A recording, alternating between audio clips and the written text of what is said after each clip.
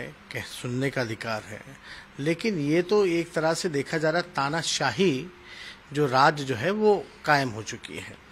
कई मंत्रियों ने ये आरोप लगा कि अधिकारी उनके नहीं सुनते हैं। विधानसभा अध्यक्ष जब कहते हैं कि पुलिस 100 बोतल दिखाती है, पकड़ती है तो 5 बोतल दिखाती है, तो आप कल्पना कर सकते हैं कि किस हद तक जो है अराजकता जो है, प्रशासनिक अराजकता वो फैली हुई है। ये कुछ दिन पहले हम लोगों ने देखा कि पुलिस ने जो है कोर्ट के जज को पिटाई की, धमकी दिया। तो आप समझ सकते हैं बिहार की स्थिति क्या है। सुशासन ना फंसाते हैं ना किसी को बचाते हैं। ये सब लोग अब जानते हैं कि कौन क्या कर रहा है, किसका संरक्षण प्राप्त है। वो उसमें कोई इफ एंड बट नहीं है। सबको पता है कि मुख्यमंत्री से बिहार संभाल नहीं रहा। गृह डिपार्टमेंट उनके पास है, इम्पोर्टेंट पोर्टफोलियो है, उस पर वो जवाब नहीं देते हैं, बात नहीं करते हैं। और उनकी फेलियर्स जितनी होती रही है, कोई भी सवाल उठाता है तो उसको दबाने की कोशिश सदन में या सदन के बाहर वो लोग करते हैं। अब बेरोजगारी के लिए नौकरी मांगने जाओ तो उस पर लाठी डंडे मारते हैं। कहीं धांधली होती है उसके खिलाफ आवाज़ उठाते तो उसकी पिटाई होती है। भ्रष्टाचार के खिलाफ जो बोलता है उसकी पिटाई होती है।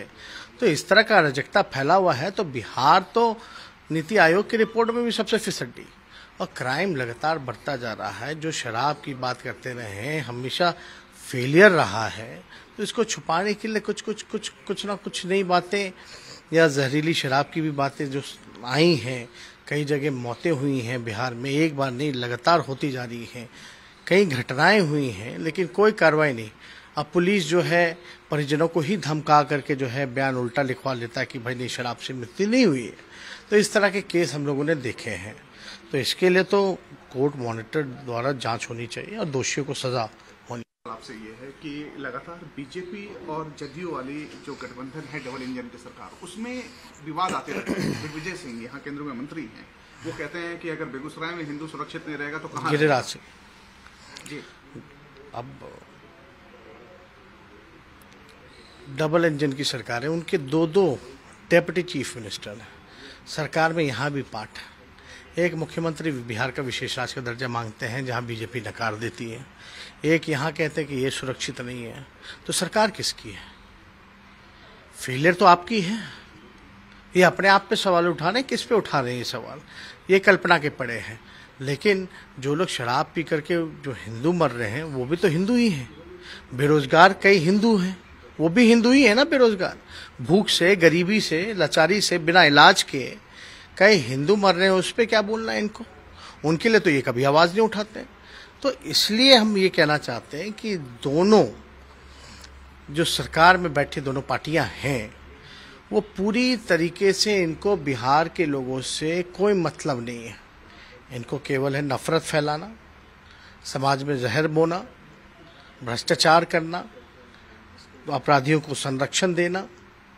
पूरी तरीके से इसी पे सरकार जो है निर्भर है। केवल सत्ता के सुख के लिए इन लोगों का इंटेंशन है कि ये सरकार में बने हुए हैं। बिहार की लोगों की चिंता नहीं, बिहार की प्रगति से कोई मतलब नहीं, केवल अपने कुर्सी बचाए रखें दोनों को, बस उसी की चिंता है। उस्ताद, आफत में पड़ी है जान। उस्ताद, उसके हाथ में तलवार है।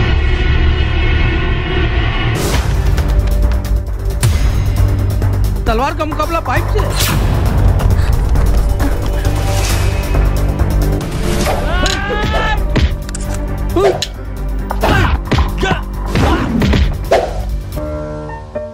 अरे वाह, आप तो हीरो हो। हीरो मैं नहीं, ग्लाइको पाइप है। अरे बॉस का कॉल। हेलो, आज का हेडलाइन क्या है? आज का हेडलाइन तो ग्लाइको पाइप है सर। ग्लाइको पाइप, हम चुकाते हैं एक एक बूंद की कीमत। जब टूटती है आस, जब थकती है सांस, जब रूठते हैं अपने, मुंह मोड़ता है जमाना, जब अंगड़ाई लेता है संकल्प, फिर बनती है कहानी, बनते हैं अनमिट निशान। देखिए मेरे साथ संघर्ष की दास्तां।